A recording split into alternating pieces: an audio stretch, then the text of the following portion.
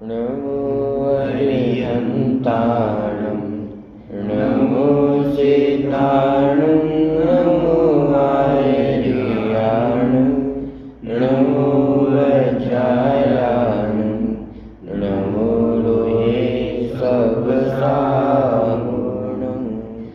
मंगलं भगवान् वीरो मंगलं गौतमो गणि मंगलं कुंजकुंडायो जय धर्मोस्तु मंगलम सर्वमंगलमांगल्यं सर्वकल्याणकारकं प्रधानं सर्वधर्माणां जयं जयतु शासनम्। नमः श्रीवर्धमानाय निर्धूतकलिलात्मने सालोकानां त्रिलोकानां यद्विद्यादर्पणायते।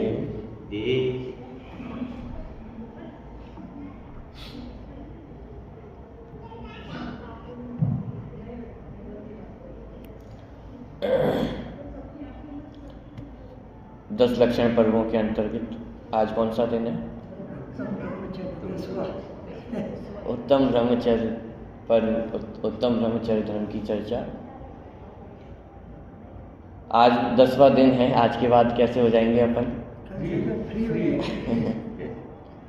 फ्री हो जाएंगे। फ्री होने की बात नहीं है, बंधनों से फ्री होना चाहिए। पूजन की पंक्तियां पढ़ते हैं। ध्यानत धर्म के 10 पैर चढ़ी शिव महल में। ये तो अभ्यास था 10 दिन।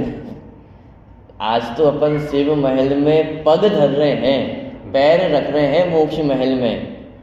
आज इतना खास दिन है। आज छुट्टी नहीं है। आज से तो प्रारंभ हुआ है। आज से तो मैं ब्रह्म स्वरूप हूँ, मैं आत्मा हूँ, इसकी पहचान हुई है। और आज मोक्ष महल में कदम रख दिया है कि हे भगवान, मैं भी आपके पास आ ही रहा हूँ, मैंने भी नक्की कर लिया। ये 10 धर्म है। चलिए, उसमें सबसे अंतिम धर्म की चर्चा आज हमें करनी है, उत्तम ब्रह्मचर्य धर्म। कल भी अपन ने जैसे देखा था, आकिंचन और ब्रह्मचर्य ये दोनों कैसे हैं? धर्म की 10 सार हैं। उसमें भी पहले आकिंचन को लिया और फिर ब्रह्मचर्य को। यदि ऐसा कहूँ कि सार का भी यदि कुछ सार है तो वे ब्रह्मचर्य धर्म है। क्यों? आकिंचन धर्म में तो फिर भी मैं ये नहीं हूँ, मैं ये नहीं हूँ, मैं ये नहीं हूँ, ये देखा जा रहा था। लेकिन ब्रह्मचर्य धर्म में तो अब उसकी भी गुंजाइश नहीं है। माने संपूर्ण रूप से पर पदार्थों पे लक्ष्य हटाकर उपयोग कहाँ पे स्थित कर लिया है? अपनी आत्मा में उपयोग स्थित कर लिया है। इसलिए माने बिल्कुल यदि जैन धर्म को एक शब्द में कहना हो, ब्रह्मचर्य। इसके अलावा जैन धर्म और कुछ भी नहीं है।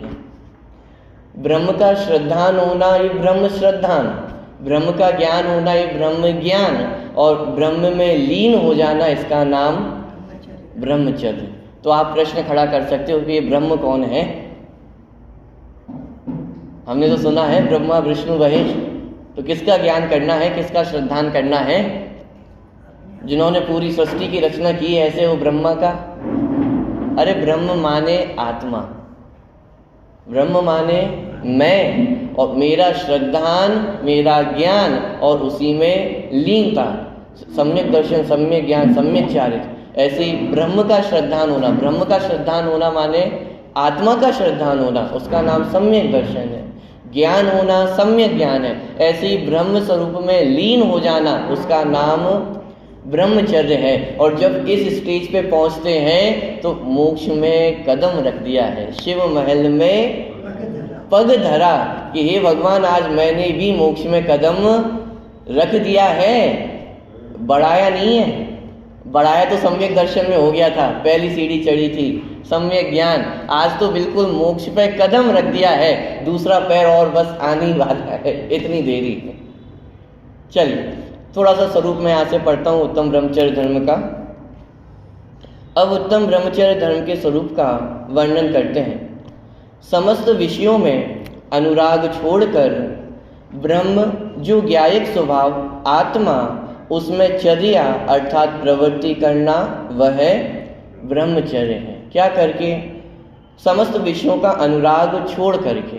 समस्त विषयों का माने कल चर्चा पूरी करके आ गए आकिंचन पर में मैं क्या क्या नहीं हूँ, माने सारे विषय कषाय सब उसमें चर्चा आ गई है। उन विषय कषाय सभी को छोड़ करके, उनको छोड़ करके और उनके प्रति राग को छोड़ करके।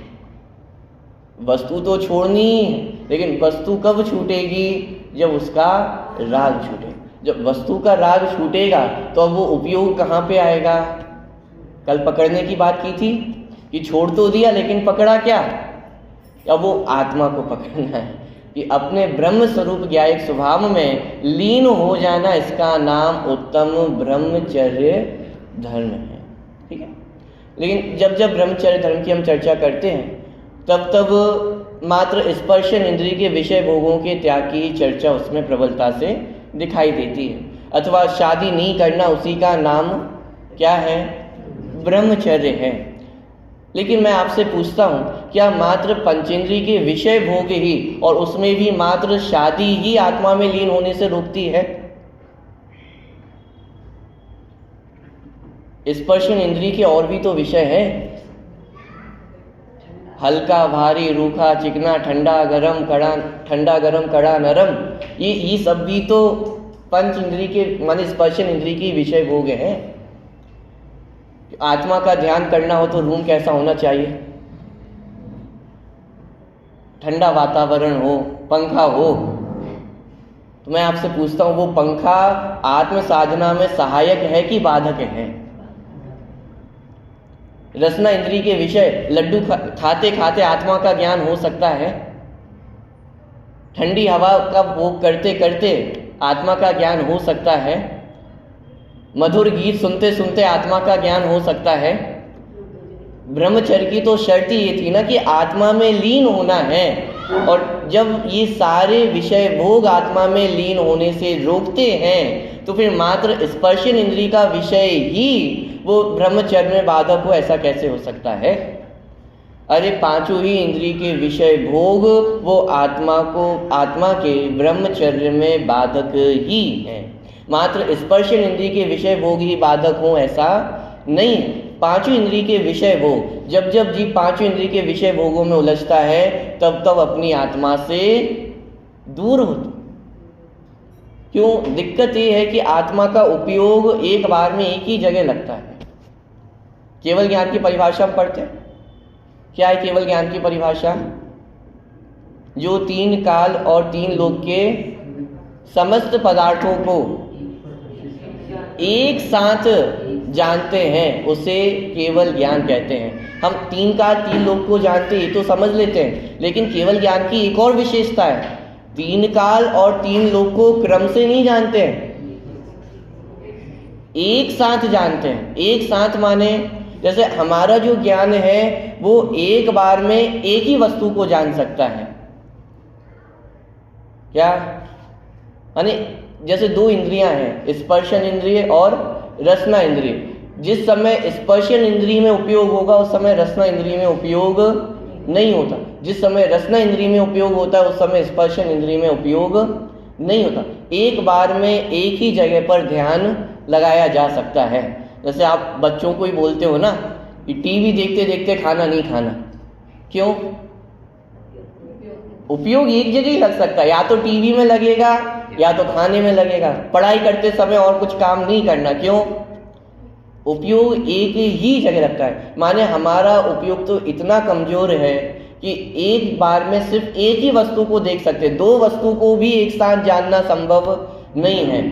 आप कह सकते हो कि हम आपको देख भी रहे हैं और सुन भी रहे हैं, दो कार्य हो रहे हैं या नहीं हो रहे हैं?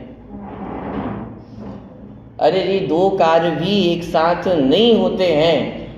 उपयोग इतना चंचल है कि हमें ऐसा लगता है कि एक साथ ज्ञान हो रहा है, लेकिन वास्तव में एक साथ ज्ञान नहीं होता है। इसमें उपयोग बार बार बदलता है। पॉइंट पकड़ में आ रहा है? इसलिए आपने कभी देखा होगा, माने आप 5 मिनट का भी कोई वक्तव्य उठा के देखें, पहले आप उसको लाइव सुनना और फिर आप उसको घर जाके सुनना। 1 घंटे की बात नहीं कर रहा हूँ, 5 मिनट का भी यदि आप वक्तव्य किसी का भी उठा करके सुन लेना, आपको घर जाके कोई ना कोई ऐसी बात निकल ही आएगी जो आपने लाइव नहीं सुनी। और मैं उस सुनने की बात नहीं कर रहा हूं जहां आपका उपयोग यहां वहां भटक रहा हो, आपका मन कहीं और लगा हो। बिल्कुल ध्यान से आपने 5 मिनट सुने हो, उसके बाद भी घर जाके जब दोबारा आप सुनोगे तो कुछ ना कुछ ऐसा नया आपको मिल ही जाएगा। इसका मतलब हमें लगता है कि हमें एक साथ ज्ञान हो रहा है, लेकिन एक साथ ज्ञान नहीं होता। लेकिन केवल ज्ञान की दिव्यता है, अनंत पदार्थ उनके ज्ञान का विषय बनते हैं और एक साथ बनते हैं, उनका उपयोग बदलता नहीं है। और एक साथ 5 इंद्रिय के जितने विषय भोग हैं वो सब उनके ज्ञान का विषय एक साथ बनते हैं। लेकिन हमारे ज्ञान की कमजोरी है कि एक साथ हमारा उपयोग माने अलग अलग जगह नहीं लग सकता, एक बार में एक जगह लगेगा। तो अब यदि हमारा उपयोग रसना इंद्रिय में लगा हुआ है तो उपयोग आत्मा में लग सकता है। यदि उपयोग ठंडा गर्म देखने में लगा है तो उपयोग आत्मा में लग सकता है। यदि उपयोग मीठा और खट्टा देखने में लगा है तो उपयोग आत्मा में लग सकता है। यदि उपयोग गद्दा कड़क है कि नरम है इसमें लगा है तो आत्मा में उपयोग लग सकता है। एक बार में एक ही जगह उपयोग रहेगा, या तो बाहर रहेगा या तो अंदर रहेगा। इसलिए वास्तव में तो 5 इंद्रिय के विषय भोग ही आत्मा के ब्रह्मचर्य में घातक है। मात्र स्पर्शन इंद्रिय के विषय भोग ही घातक हो ऐसा नहीं है। आप कह सकते, लेकिन जिनवाणी में तो स्पर्शन इंद्रिय की मुख्यता से ही कथन किया गया है ना। जहाँ कहीं भी ब्रह्मचर्य का स्वरूप आता है तो काम भोग को ही छोड़ने की बात की जाती है ना। समय सार जी की गाथा हम सभी को याद है, 4 नंबर की गाथा, कि अनादिकाल से जीव काम भोग बंधन की कथा से कैसा है, श्रुत परिचित है, एकदम भली भांति है, जानता है बिल्कुल क्या है। जैसे आचार्य ने इसका अर्थ खोला, काम भोग माने क्या? काम भोग में मात्र स्पर्शन इंद्रिय के विषय नहीं लिए, काम अर्थात स्पर्शन और रसना इंद्रिय के विषय, और भोग माने घ्राण चक्षु और कर्ण इंद्रिय के विषय। माने काम भोग कहकर के 5 इंद्रियों को उसमें गर्भित कर लिया गया है। और जब ब्रह्मचर्य की बात करते हैं तो उसमें 5 इंद्रिय के विषय ही आत्मा में लीन होने में बाधक होने से कैसे है, ब्रह्मचर्य के घातक है। माने उनके होते हुए आत्मा में लीन होना संभव नहीं है। लेकिन मैं आपसे पूछता हूं, आज ब्रह्मचर्य के नाम पे हमें क्या याद आता है? मात्र शादी नहीं करना और ब्रह्मचर्य हो गया तो वे क्या करें, शादी कर लें। अरे शादी करने को नहीं कहा जा रहा है, लेकिन ब्रह्मचर्य का वास्तविक स्वरूप क्या है उसको समझना तो आवश्यक है। शादी नहीं की ये इतनी बहुत शाबाशी है, लेकिन यदि पंचेंद्रिय के विषय भोगों में उलझे हैं तो अभी भी भोजन में ही उलझे हैं कि खारा चाहिए कि मीठा चाहिए कि खट्टा चाहिए, कैसा चाहिए, इसका मतलब भी आत्म स्वरूप में लीनता नहीं हुई है। पॉइंट पकड़ में आ रहा है? माने यदि आगे बढ़ना है मोक्ष मार्ग में तो सच्चे ब्रह्मचर्य के स्वरूप को समझना तो आवश्यक है। तो प्रश्न ये खड़ा होता है कि जिनवाणी में स्पर्शन इंद्रिय के त्याग की बात क्यों की है? जब हम जिनवाणी में पढ़ते तो वहां पे भी आपको मुख्यतः स्पर्शन इंद्रिय के संबंध में ही बात मिलेगी, बाकी 4 इंद्रियों के संबंध में बात नहीं मिलती। उसका एक कारण ये भी है कि जो बाकी की 4 इंद्रियां हैं वो भी तो स्पर्शन इंद्रियमय ही हैं। माने क्या, नाक को छुआ जा सकता है कि नहीं छुआ जा सकता है? चक्षु इंद्रिय को छुआ जा सकता है कि नहीं छुआ जा सकता है? कर्ण को छुआ जा सकता है कि नहीं छुआ जा सकता है? तो जिसको छुआ जा सके वो कौन सी इंद्रिय है? स्पर्शन इंद्रिय तो है। अरे पूरा शरीर ही क्या है, स्पर्शन इंद्रिय है। तो जब स्पर्शन इंद्रिय के विषयों के त्याग की बात की, इसका मतलब उसमें बाकी 4 इंद्रियां भी गर्भित हो गई हैं। लेकिन यदि अकेले कर्ण इंद्रिय के विषयों के त्याग की बात करते तो जैसे भारत कहने पे उसके सारे राज्य समाहित हो जाते हैं, लेकिन अकेला महाराष्ट्र कहें तो पूरा भारत हुई ना आया। अकेला मध्य प्रदेश कहें तो मध्य प्रदेश अकेला आया, पूरा भारत उसमें नहीं आया। लेकिन भारत कहने पे सारा पूरे राज्य उसमें आ जाते हैं। ऐसे ही स्पर्शन इंद्रिय के विषय का त्याग करना मतलब 5 इंद्रिय के विषयों का त्याग करना।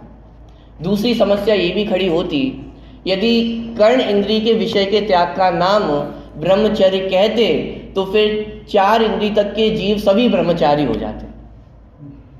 क्यों? कर्ण इंद्रिय का विषय तो है ही नहीं। आप गीत सुन सकते हो, 4 इंद्रिय वाला तो गीत सुन ही नहीं सकता है, तो फिर ब्रह्मचर्य होगा कि नहीं होगा उसे? यदि चक्षु इंद्रिय के अभाव में कहते, कर्ण इंद्रिय के अभाव में, रसना इंद्रिय के अभाव में, घ्राण इंद्रिय के अभाव में, ऐसे आप एक एक करके कम करते चले जाइए, माने उन इंद्रिय वाले जीवों को ब्रह्मचर्य मानना पड़ता। तो फिर आप प्रश्न कर सकते हो, तो फिर स्पर्शन इंद्रिय का अभाव होने पर किसको ब्रह्मचर्य माने?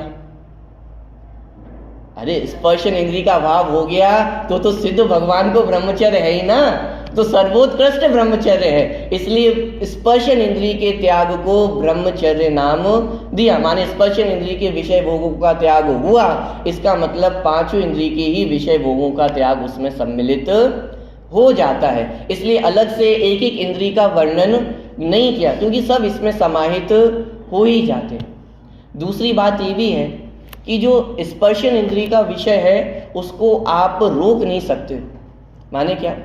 जैसे आपको गाना सुनने का मन नहीं है, आप कान बंद कर लोगे। आपको कुछ देखना नहीं है, आप आंख बंद कर लोगे। आपको बदबू आ रही है, आप नाक बंद कर लोगे।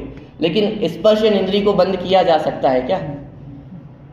अरे इस समय भी साहब हम पंखा नहीं चला रहे, गर्मी का अनुभव तो कर ही रहे हो ना, ये भी तो स्पर्शन इंद्रिय का ही विषय है। माने आप नहीं रोक पाओगे। आप जमीन पे बैठे हुए हो, जमीन कैसी है? ठंडी है, सख्त है, ये सब भी तो स्पर्शन इंद्रिय के विषय है।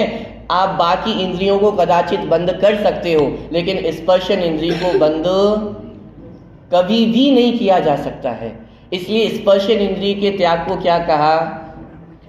क्योंकि यदि स्पर्शन इंद्रिय का त्याग हो गया तो बाकी 5 इंद्रिय के विषयों का त्याग तो हो ही जाएगा। पॉइंट पकड़ में आ रहा है?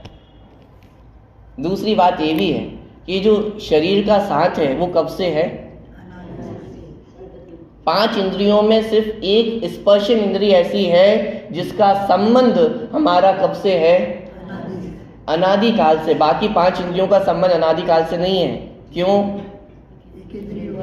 क्योंकि अनादि से तो निगोध में थे, निगोध में तो एक ही इंद्रिय थी, स्पर्शन इंद्रिय। ये बाकी 4 इंद्रियां तो आपको बाद में मिली हैं। जब आप जैसे 6 महीने 8 समय में 608 जीव निकलते हैं। 608 जीव निकलते मतलब जैसे वो आप पॉपकॉर्न बनाते तो चने जैसे कुकर में से 1-2 उछल जाते हैं। आप विचार तो करो, अनंत जीवों में से मात्र 608 जीव, कितनी सी संख्या है, ऐसे उछल के बाहर आ गए हैं। किस्मत, माने किस्मत ही है और क्या कहे, भाग्य है आपका। संजीव जी भाई साहब इसको ऐसा कहते थे, ये 4-5 इंद्रिय आपको मिली है, ये रिद्धियों से कम नहीं। क्या हमें रिद्धियों की कीमत आती है ना कि रिद्धियां प्रकट हो जाए, ये 5 इंद्रियां रिद्धियों से कम नहीं है। अनंत काल बीत गया, आपको आंख मिली ही नहीं। अनंत काल बीत गया, आपको चक्षु इंद्रिय नहीं मिली, कर्ण इंद्रिय नहीं मिली, भोजन आपने चखे नहीं अनंत काल तक।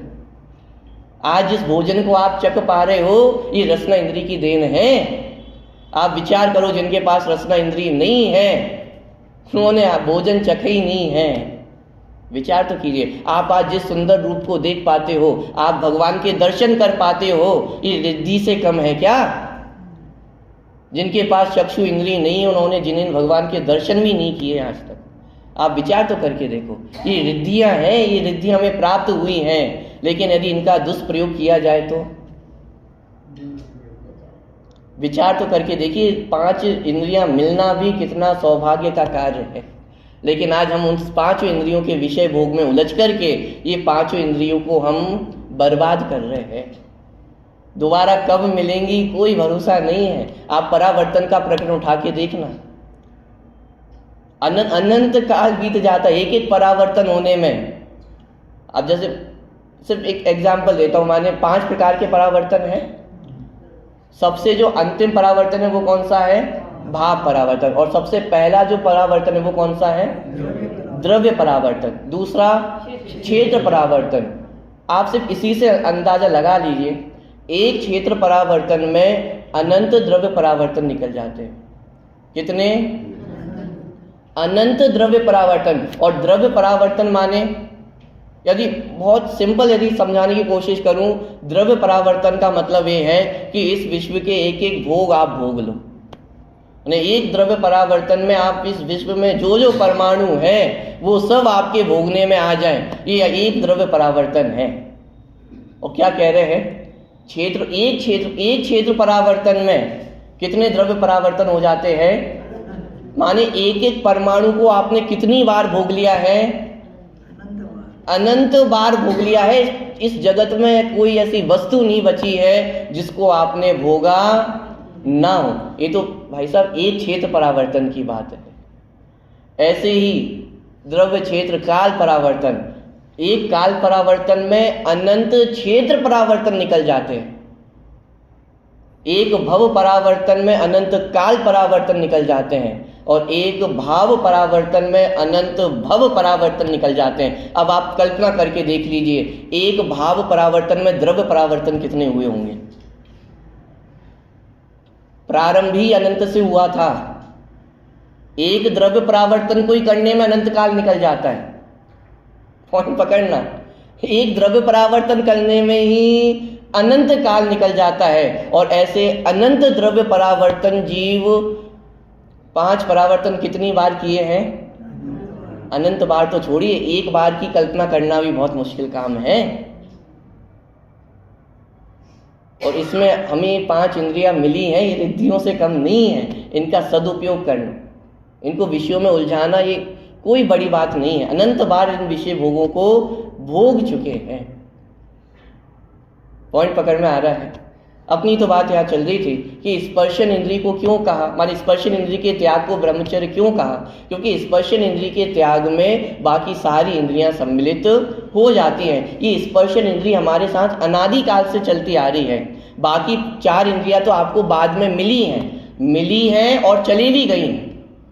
क्या आज आपके पास 5 इंद्रियां हैं, कल को आप 4 इंद्रिय जीव बन जाओ, 3 इंद्रिय बन जाओ, निगोद में चले जाओ, तो ये सारी 4 इंद्रियां भी चले जाएंगी। लेकिन ये स्पर्शन इंद्रिय अनादिकाल से जीव के साथ बनी हुई है। और यदि आज इस भव में भेद विज्ञान नहीं किया तो ना जाने कितने काल तक और साथ में चलती रहेगी। इसलिए जिनवाणी में मुख्यता से स्पर्शन इंद्रिय के विषय भोगों के त्याग का नाम ब्रह्मचर्य कहा गया है। लेकिन इसका मतलब ये नहीं है कि मात्र शादी नहीं करना तो ब्रह्मचर्य हो गया। तो वे शादी कर सकते हैं कि नहीं कर सकते? शादी करके तो ब्रह्मचर्य हो गई नहीं। पॉइंट पकड़ना, 5वें गुणस्थान में जो परिमाण हो सकता है स्व स्त्री का, वो एक अलग बात है। लेकिन यदि पूर्ण ब्रह्मचर्य की बात करें तो शादी करने पर तो हो गई नहीं, तो शादी तो करनी ही नहीं है, लेकिन उतने में संतुष्ट नहीं होना है। माने मात्र उसका नाम ब्रह्मचर्य नहीं है। ब्रह्मचर्य में 5 इंद्रिय के विषयों का त्याग होता है। जब तक 5 इंद्रिय के विषयों का त्याग नहीं होगा तब तक ब्रह्मचर्य भी नहीं होगा। लेकिन दिक्कत तो आज ये है कि ये जो 5 इंद्रिय के विषय वो बुरे लगते हैं क्या? विचार करके देखिएगा, बुरे लगते हैं क्या? आज हम इनको पूरा करना चाहते हैं। मैं सोचा करता हूं भोगों से मिट जाएगी इच्छा ज्वाला, लेकिन परिणाम क्या निकलता है? परिणाम निकलता है लेकिन मानो पावक में। मतलब क्या? 2 मित्र थे, एक का घी का व्यापार था और एक का पानी का व्यापार था। अब एक दिन क्या हुआ, जो घी का व्यापारी था उसके घर में आग लग गई। तो वो सब हाहाकार मच गया, एकदम सब यहाँ वहाँ ढूंढने लगे क्या करें, आग बुझानी है। तो जो जिसका पानी का व्यापार था उस मित्र ने कहा, अरे घबराओ नहीं, मैं अभी तुरंत पूरे टैंकर ला के खड़े कर देता हूँ, बुझ जाएगी आग, चिंता मत करो। तो वो जो घी का व्यापारी सेठ था उसने बोला, मैं पानी से आग बुझाऊंगा? अरे हम घी के व्यापारी हैं, घी से आग बुझाएंगे, घी के टैंकर ला। क्या होगा? मैं सोचा करता हूं भोगों से मिट जाएगी। हमने क्या कोशिश की? हम और आग में घी डालने की तो काम कर रहे हैं कि मैं अपनी इच्छा पूरी कर लूं, मैं भोग लूं। भूख लग रही है तो क्या किया जाए? षटरस मिश्रित भोजन से प्रभु भूख न मेरी शांत हुई। कितने भोजन बनाए हैं, अरे हर प्रकार के व्यंजन बना के देख लिए हैं, हर चीज तो आपने बना करके देख ली है। क्या नहीं बनाया आज तक आपने? जो आपको स्वादिष्ट लगा वो सब बना करके देख लिया, लेकिन भूख मिटी क्या? पर पुद्गल का भक्षण करके प्रभु भूख न मेरी शांत हुई। आप विचार करके देखिए, एक एक विषय के संबंध में आप विचार करके देखिए। हम निरंतर इस इच्छा में लगे हैं कि मैं भोगों को पूरा कर लूं, भोगों को ही पूरा करूं। अरे भाई, लेकिन भोग कभी भी पूरे होने वाले नहीं है। अरे 3 लोक की संपदा भी यदि आपके पास आ जाएगी तो भी इच्छा कम होने वाली नहीं है। इतनी बड़ी इच्छा है, इतनी तृष्णा खाई कभी भी कम होने वाली नहीं है। विचार तो करके देखो, पॉइंट पकड़ में आ रहा है? माने पंचेंद्रिय के विषय भोग ये आत्मा से दूर करने वाले हैं, आत्मा के नजदीक लाने वाले नहीं है। इसलिए पंचेंद्रिय के विषय कोई से भी हो वो छोड़ने योग्य हैं, भोगने योग्य नहीं है। फिर भी मन तो होता है ना, पंचेंद्रिय के विषय भोग अच्छे तो लगते ही है। गर्मी लग रही हो तो एसी मिल जाए तो मजा तो आ ही जाता है ना। प्यास लग रही और ठंडा पानी मिल जाए मजा तो आ ही जाता है ना। अरे मजा आ जाता है तो फिर ठंडा पानी भूखते रहो ना, क्यों रोकना बंद कर देते हो? कि एक बार मोक्ष महल में आकर के तो देखो। यहाँ तो ध्यानत राय जी कह रहे हैं 10 धर्म के बाद सीधे मोक्ष ही है। शिव महल में पग धरा, पूजन की पंक्तियां पढ़ते हैं, प्रभु मेरे मंडप में आओ, है आज मुक्ति का, क्या है आज? प्रभु मुक्ति का उद्घाटन है। ये 10 धर्म आराधना की है और आज हम आपको बुला रहे हैं कि प्रभु आप आज यहाँ पर आओ, आज मैं मुक्ति का उद्घाटन करने जा रहा हूं। आपको लग रहा है उद्घाटन है? अभी तो उल्टा है, कल से छुट्टी है, जेल से आजादी मिली 10 दिन। विचार तो करके देखें, पंचेंद्रिय के विषय भोग ये आत्मा को बांधने वाले ही हैं, ये ब्रह्मचर्य के बाधक हैं। अरे हम तो यहाँ मुक्ति का उद्घाटन कर रहे हैं। एक बार मोक्ष महल में आकर के तो देखो, एक बार आओगे तो दोबारा कभी यहाँ से जाने वाले नहीं हो। कि क्या प्रूफ है? क्या प्रूफ है? क्या सबूत है? अरे अनंत सिद्ध भगवान इस बात के सबूत हैं कि नहीं है। एक बार उन्होंने पैर रखा तो आज तक वो वापस लौट के नहीं आए। मैं आपसे पूछता हूं, जब जब आप सिनेमा घर जाते हो तो फिर वापस लौट कर आते हो कि नहीं आते? क्यों? यदि मजा था तो फिर वहीं बैठे रहते ना, वापस क्यों आए? भोजन करने बैठते हो तो फिर उठते हो कि नहीं उठते हो? यदि मजा था तो फिर उठे क्यों? यदि एसी की हवा में मजा है तो फिर वो एसी बंद क्यों कर देते हो? वो 20 से 25 पे क्यों आ जाते हो? विचार करके देखिएगा। माने उसमें सुख नहीं है, इसलिए हम बार बार उन भोगों की तरफ से वापस आ जाते हैं। फिर मन नहीं मानता है तो फिर चले जाते हैं, फिर आ जाते हैं, फिर चले जाते हैं। अरे ये पागलपन अनादि काल से करते आ रहे हैं। यहाँ कह रहे हैं एक बार मोक्ष महल में पैर तो रख के देखो। एक बार जो पैर रख दिया फिर कभी भी वापस नहीं आओगे। अनंत काल तक ऐसा आनंद का भोग होगा कि फिर कभी भी इस संसार में लौटने का मन नहीं होने वाला है। बात ख्याल में आ रही है? यानी पंचेंद्रिय के भोग किसी भी प्रकार से हितकर नहीं है। और हम सोचें कि इन पंचेंद्रिय के विषयों को भोग कर मैं पूरा कर लूंगा तो वो होना संभव नहीं है। अरे नरक में चले गए तो 3 लोग को नाजुजू खाओ। क्या पंक्ति क्या लिखी? मिटे ना भूख। ये नहीं कहा कि 3 लोग का अनाज खा लेगा तो भूख मिट जाएगी। क्या लिखा? 3 लोग का अनाज खा ले तो भी भूख ना मिटे, इतनी भूख है। साहब इतना बड़ा किसी का पेट हो सकता है क्या? अरे बात इच्छाओं की है कि 3 लोक की संपत्ति भी मिल जाए तो इच्छा इतनी गहरी है कि वो गड्ढा कभी भी भरने वाला नहीं है। प्रभु मेरे मंडप में आओ। कितनी बढ़िया पंक्तियां है। माने ये 10 धर्म पंचेंद्रिय के विषय भोगों से छूटने के धर्म है। आप विचार तो करके देखिए, मान लीजिए आपकी दुकान का उद्घाटन हो और प्राइम मिनिस्टर उद्घाटन करने आ रहा हो, क्या होगा उस दिन आपका?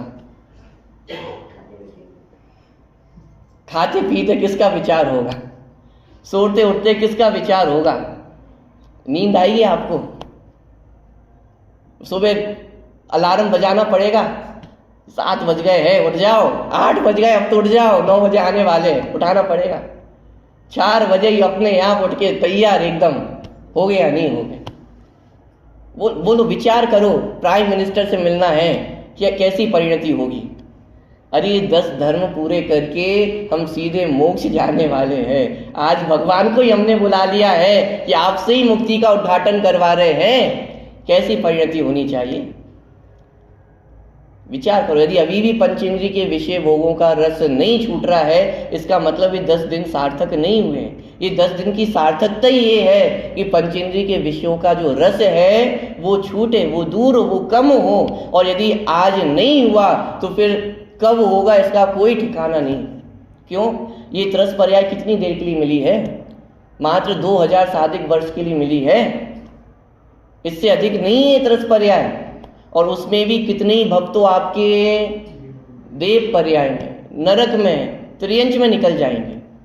आप विचार करके देखो, 2000 सागर है, मात्र 2000 सागर, और एक एक देव पर्याय की आयु कितनी होती है?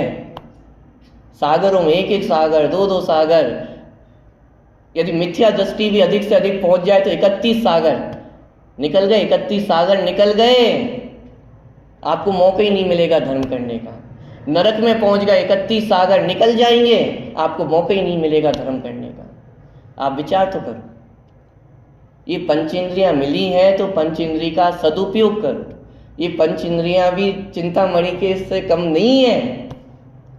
क्यों? क्योंकि संगी पंचेंद्रिय जीव सम्यक दर्शन प्राप्त कर सकता है, अनंत भव का नाश कर सकता है। और लेकिन यदि आज भी नहीं किया, जैसे क्या कहूं, एक अरब का हीरा हो आपके पास, बोलो आप उसको हाथ में लेकर के नदी में आप कूद जाओगे? चल नदी में नहीं कूदना है, बोटिंग पे चले जाओगे आप उसको लेकर के? अरे 1 अरब का हीरा छोड़िए, मोबाइल अपन चलाते हैं ना, और आप 50वीं मंजिल पे हो और बालकनी में आकर के आप रेलिंग से इतना आगे भी नहीं कर सकते अपना मोबाइल, और करके देख लेना आपके हाथ कांपने लगेंगे। होता है नहीं होता है? अरे 50 ही छोड़ी, 1 मंजिल पे भी हिम्मत नहीं होती कि ऐसे बाहर करके अपन चला लें, हाथ कांपने लगते हैं। आप विचार तो करके देखिए, 5 इंद्रियां हमें मिली हैं, कितना महाभाग्य है। ये त्रस पर्याय, ये मनुष्य पर्याय आज हमें मिली है। अब बोलो, एक अरब का हीरा आप ऐसे लेकर के 50वीं मंजिल पे से आप हाथ बाहर भी निकाल सकते हो? अरे हाथ बाहर निकालना तो बहुत दूर की बात है, कोई देख भी ले ना, किसी की नजर भी पड़ जाए तो आपकी जान ऊपर नीचे हो जाएगी पूरी। अब नजर पड़ गई है उनकी, और सिक्योरिटी बढ़ानी पड़ेगी। पॉइंट समझ में आ रहा है? ये मनुष्य पर्याय तो उससे भी कीमती, क्या? ये मनुष्य पर्याय तो उससे भी कीमती है। अनंत अनंत भव बीत जाते हैं तब ये मनुष्य पर्याय मिलना, उसमें भी समागम प्राप्त होना। अरे मनुष्य पर्याय तो फिर भी आपको बहुत बार प्राप्त हुई, लेकिन ये उच्च कुल प्राप्त होना, ये समागम प्राप्त होना, ये उससे भी महादुर्लभ है। आज आप यहाँ बैठे हो, जिनवाणी सुन रहे हो, ये तो और भी अत्यंत महादुर्लभ है। माने अनंत भवों में ये एक भव आपको ये मिला है। अनंत काल बाद आप ऐसे यहाँ पे बैठे हुए हो, और यदि आज भी ये काल सार्थक नहीं हुआ, फिर कब अगली बार आप ऐसे बैठोगे, कोई भरोसा नहीं। आज कोई आपको रोकने टोकने वाला नहीं है। आज आपके पास सारी सुख सुविधाएं हैं, सब कुछ है, 5 इंद्रियां भी बराबर काम कर रही है, कोई दिक्कत, कहीं से कोई दिक्कत नहीं है।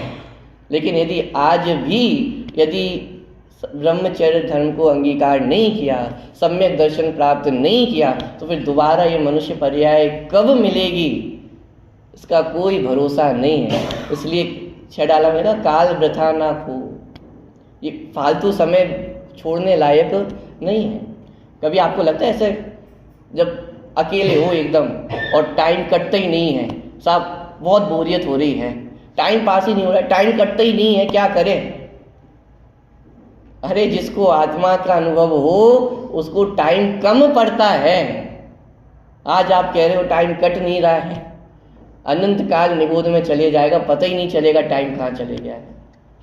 विचार करके देखिए, पॉइंट पकड़ में आ रहा है? वापस तो 5 इंद्रिय के विषय भोग, ये पांचों ही आत्मा आराधना में बाधक है, आत्मलीनता में बाधक है। इसलिए ब्रह्मचर्य में 5 इंद्रिय के विषय भोगों का त्याग आवश्यक है। जैसे 5 इंद्रिय के विषय भोगों का त्याग आवश्यक है, वैसे ही 5 इंद्रिय का ज्ञान भी वो छोड़ने योग्य ही है। क्यों?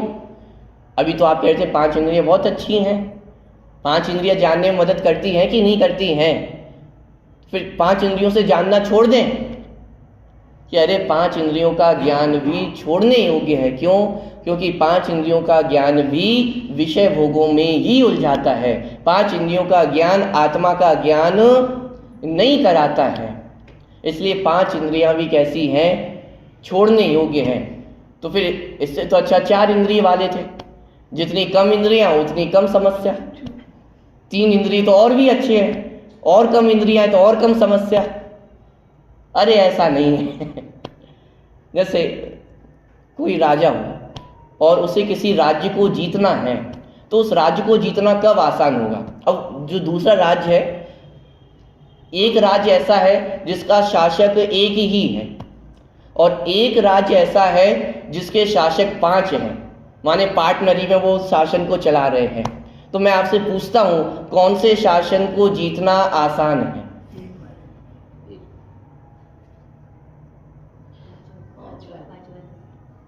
यहाँ 1 बोल रहे हैं, यहाँ 5 बोल रहे हैं। कौन ज्यादा होशियार है? कौन सत्ता हासिल कर सकता है? अरे भारत का इतिहास उठा के देखो, डिवाइड एंड रूल, फूट डालो और राज्य करो। एक शासक होगा तो उसमें कोई फूट नहीं डाल सकता है, सर्वशक्तिशाली होगा, सारे निर्णय खुद ले सकेगा, उसको हराना कठिन है क्योंकि उसका एक छत्र साम्राज्य है। लेकिन जहां 5 लोग शासन करने वाले हैं, उन 5 लोगों में फूट डाली जा सकती है। यदि आपने 3 लोगों को भी भिड़ा दिया आपस में, आपका 60-70% काम तो वही हो जाएगा।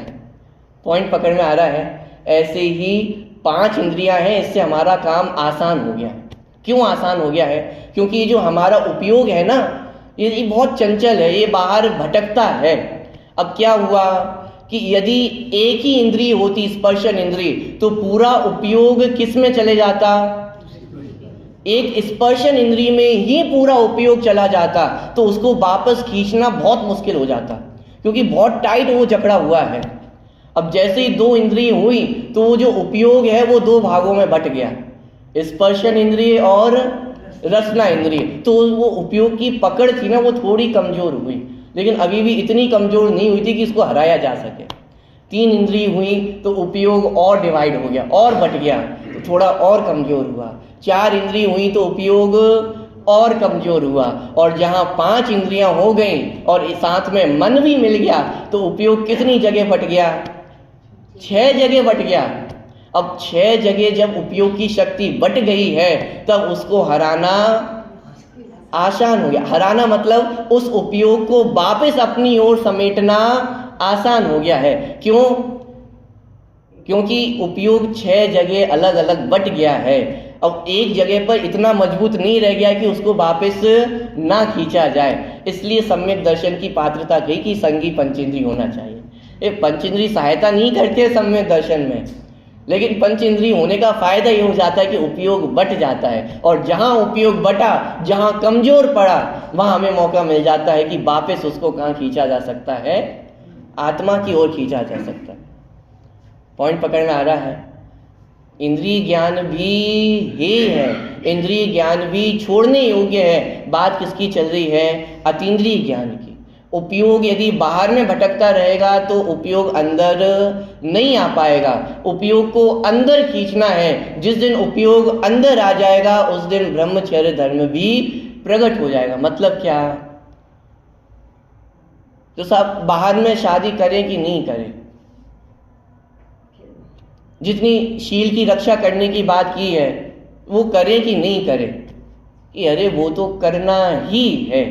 जैसे मात्र यदि स्पर्शन इंद्रिय के त्याग को ही अपन ब्रह्मचर्य माने और बाकी को ना माने तो समस्याएं खड़ी होंगी।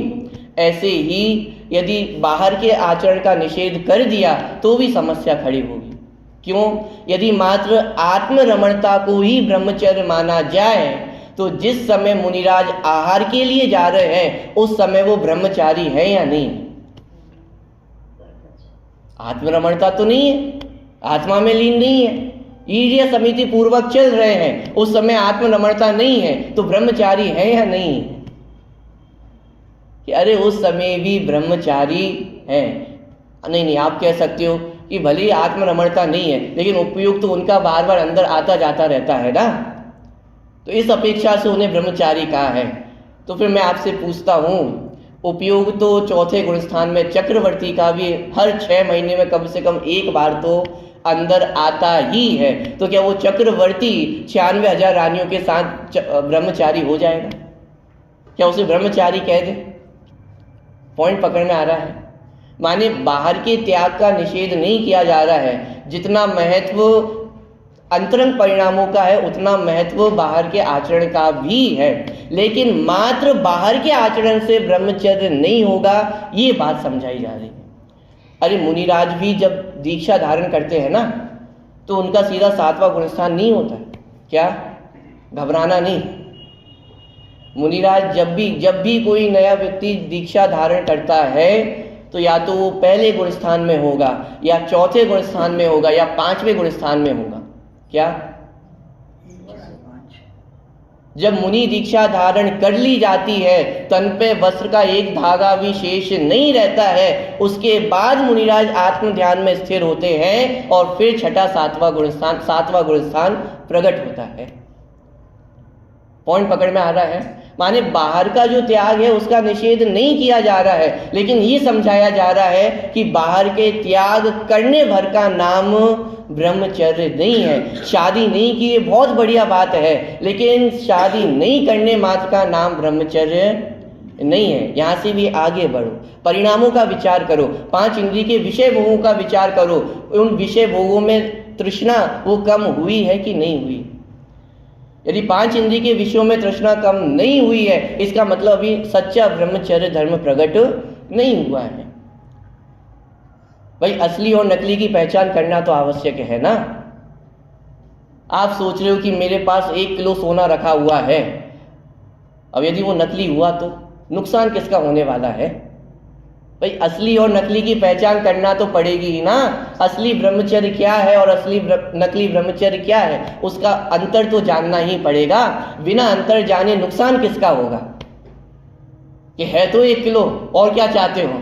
अरे भाई विचार तो करो, जब जरूरत पड़ेगी तो वो काम आएगा कि नहीं आएगा?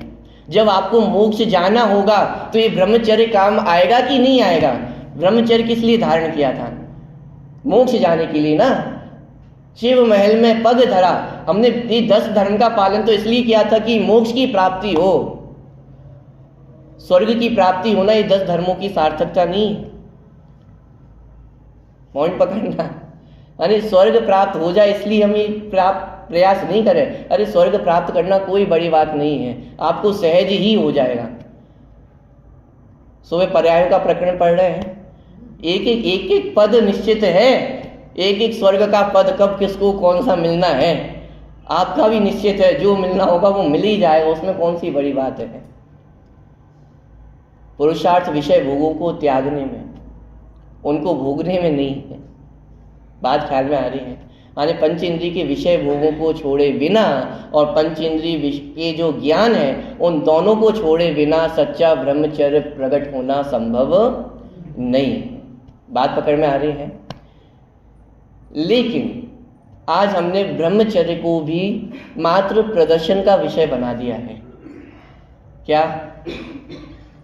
मैं आपसे पूछता हूं, यदि आपके मन में ब्रह्मचर्य लेने का भाव आया तो आप ब्रह्मचर्य लेना कब पसंद करोगे? एक व्यक्ति थे, वो बहुत पीछे पड़ गए, माने पंच कल्याणक चल रहे थे और मुनिराज वहां थे। तो एक व्यक्ति बहुत पीछे पड़ गया कि महाराज जी मुझे ब्रह्मचर्य व्रत लेना ही है। महाराज जी तो योग जानकर दीक्षा देते हैं, योग जानकर ही ब्रह्मचर्य व्रत देंगे, यदि योग नहीं जानते हैं तो ब्रह्मचर्य व्रत भी नहीं देंगे। तो महाराज ने मना कर दिया कि साहब अभी नहीं, पहले 6 महीने अभ्यास करो, उसके बाद फिर आना। अब लेकिन वो व्यक्ति तो पीछे पड़ ही गया, वो अपनी जुगाड़ लगाने लगा, व्यवस्थाएं बनाने लगा कि कोई मेरी तरफ से जाकर के मुनिराज से बात कर ले कि मुझे ब्रह्मचर्य व्रत मिल जाए। तो उससे पूछा, भाई इतनी भी उतावली क्या है? और दूसरी बात, अरे मुनिराज ने ब्रह्मचर्य व्रत नहीं लिया, लेकिन तुम्हें ब्रह्मचर्य का पालन करने से कौन रोक रहा है? पॉइंट पकड़ में आ रहा है?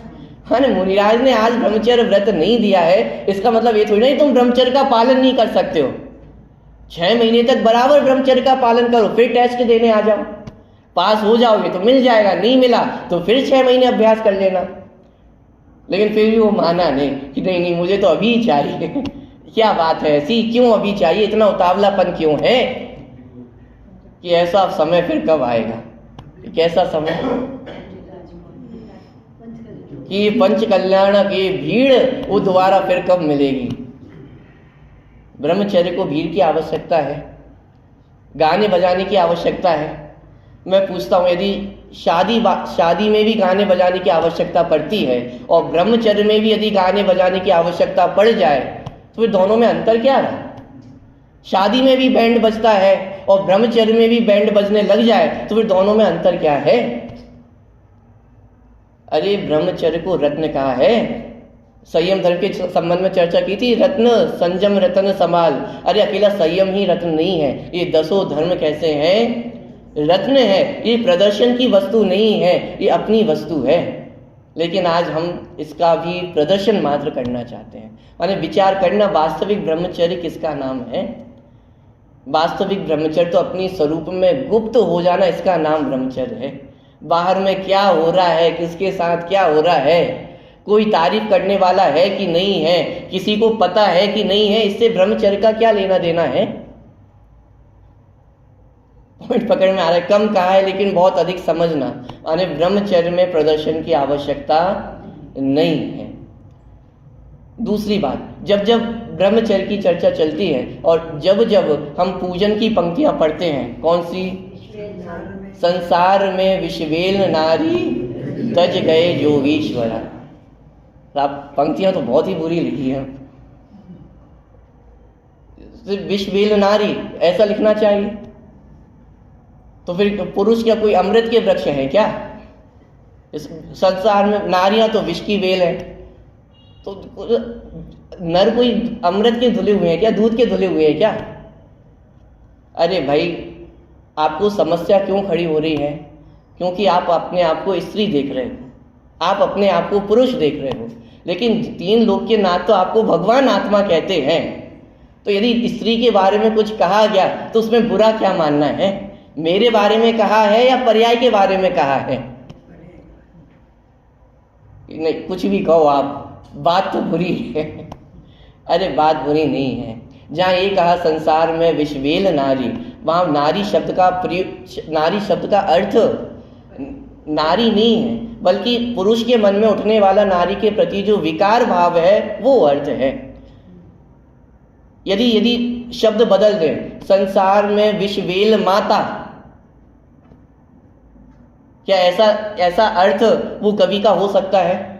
संसार में विश्वेल बहन, ऐसा अर्थ हो सकता है? अरे नारियां ही तो है ये सब भी, लेकिन वहां ये अर्थ नहीं है। माने अर्थ ही बदल जाएगा, अर्थ अनर्थ हो जाएगा। माने वहां कवि का प्रयोजन कहना ये नहीं है कि नारियां विष की वेल हैं। अरे नारी के प्रति उत्पन्न होने वाला जो विकार है वो विषय है। ऐसे ही नारी के मन में उठने वाला नर के प्रति जो विकार है वो भी विषय है। अब पूजन लिखने वाले पुरुष थे तो उन्होंने नारी लिख दिया। आप नर के प्रति विकार समझ लो, माने उसमें बुरा मानने वाली बात नहीं है। पहली बात तो ये कह रहे हैं कि भगवान की तुम तो भगवान आत्मा हो। ये मनुष्य पर्याय प्राप्त होना, ये नारी पर्याय प्राप्त होना, यही कलंक है। दूसरा तो और क्या कलंक कहें? अरे अपने आप को नारी अनुभव करना या मनुष्य अनुभव करना, दिक्कत तो यहाँ है। यदि अपने आप को नारी अनुभव करना बंद कर दिया, अपने आप को पुरुष अनुभव करना बंद कर दिया, तो ब्रह्मचर्य इसी का तो नाम है। पॉइंट पकड़ में आ रहा है? माने इसलिए द्वेष भावना नहीं रखनी या पूजन में कुछ गलत लिख दिया है वो नहीं है, जो सच्चा अर्थ है उसको समझने का आप प्रयास करना। तो ब्रह्मचर्य माने क्या? ये आत्म स्वरूप में लीनता। साहब और कुछ वर्णन करो, क्या वर्णन करें? आत्मा के अलावा और कुछ है ही नहीं ना। ये अधिक वर्णन की चाह ये भी पंचेंद्रिय के विषय भोग है। क्यों? कर्ण इंद्रिय का विषय हो गया ना। आपको सुनने में मजा आ रहा है, आपको आत्मा का मजा नहीं आ रहा है। इस आप गाने थोड़ी ना सुन रहे हैं, लौकिक संगीत थोड़ी ना सुन रहे हैं, भजन ही तो सुन रहे हैं, स्वाध्याय तो सुन रहे हैं, आत्मा ही तो सुन रहे हैं। अरे आत्मा भी सुन रहे हो, लेकिन आत्मा का अनुभव कर रहे हो कि नहीं कर रहे? मजा आत्मा की चर्चा में नहीं है, मजा आत्मा के अनुभव में। पॉइंट पकड़ में आ रहा है? माने जो हमारा ये राग है कि और सुनना है और सुनना है, अरे कब तक सुनते रहोगे? अनंत काल से तो सुनते आ रहे हैं, इच्छा पूरी हुई क्या? सुनने की इच्छा कभी पूरी नहीं होगी। और अच्छा होना चाहिए, और अच्छा होना चाहिए, ये और अच्छे की भावना का कभी भी अंत आने वाला नहीं है। करना है तो एकमात्र करने योग्य कार्य है कि अपनी आत्मा का अनुभव करना, और आज से बढ़िया काल कोई भी नहीं होगा। विदेह क्षेत्र में जाकर करें कि चौथे काल में करें? कब करना चाहिए आत्मा का अनुभव? सुबह ब्रह्म मुहूर्त में करना चाहिए कि रात में करना चाहिए कि शाम को करना चाहिए? अरे इतना सोच रहे हो? जिस क्षण मौका मिले उस क्षण कर देना चाहिए। इस पर सोचने की क्या बात है? मैं आत्मा हूं और आत्मा को जानकर दुखी कब नहीं हो रहा हूं? बोलो कब दुखी नहीं हो रहे हो? हिसाब सुबह नहीं होते हैं, दोपहर में हो जाते हैं। अरे दिन रात ही तो दुखी हैं, अनादि काल से आज तक दुखी तो होते हुए आ रहे हैं। ये कौन से क्षेत्र में दुखी नहीं थे? अरे हर क्षेत्र में दुखी हैं। कहीं भी पहुंच जाए, किसी भी काल में हो, ये दुख तो सदा काल चल ही रहा है ना। तो फिर आत्मानुभूति किस क्षण करूं? ये सोचना पड़ रहा है। ये सोचने की बात है क्या? मैं आपसे पूछूं, आपकी लॉटरी खुली है 1 अरब रुपए की, आपके बैंक में कब डालूं? बताओ कब डालूं? अरे बताओ। हिसाब अभी के अभी डालो, बाद का कोई भरोसा नहीं है। एक क्षण बाद मैं रहूं कि नहीं रहूं, मुझे तो अभी चाहिए। अब जैसे ही आपके चेहरे खिल गए 1 अरब का नाम सुनते ही, अरे मैं आत्मा हूं, आत्मा का अनुभव कब करना है? जाप करेंगे, अभी बुढ़ापे में कर लेंगे, अभी थोड़ा कमा लें। आत्मा समझ में नहीं आई, आत्मा के अनंत गुण समझ में नहीं आए। यदि आ गए होते तो एक क्षण भी बर्बाद करते क्या? अरे अगले क्षण का ही भरोसा नहीं है, और हम सम्यक दर्शन को कहाँ छोड़ना चाह रहे हैं? बुढ़ापे पे। गारंटी दे सकते हो आपका बुढ़ापा आएगा? चलो यदि आप गारंटी दे दो लिखकर कि बुढ़ापा आएगा, तो चलो ठीक है, तब बुढ़ापे में कर लेना। लेकिन गारंटी है क्या किसी के पास? अरे अगले क्षण की जब गारंटी नहीं है तो बुढ़ापे की क्या गारंटी लेनी? मानिए सम्यक दर्शन, ये ब्रह्मचर्य, 10 धर्म, ये वर्तमान में प्रकट करने की चीजें हैं। ये 10 धर्मों से छुट्टी नहीं हो रही है। ये 10 धर्म जेल से छूटे नहीं है। ये 10 धर्म हो गए तो आज से बाजार पे खाने की छूट नहीं मिल गई है। ये 10 धर्म हो गए तो अब प्रक्षाल करना बंद हो जाएगा, अब पूजन में आना जरूरी नहीं है। अरे ये छुट्टी नहीं है, जेल से छूट रहे हो क्या? मंदिर इतनी भी बुरी चीज थी क्या? माने विचार करना, माने 10 धर्म ये छुट्टी नहीं है। अरे आज से तो हमने मुक्ति का उद्घाटन किया है।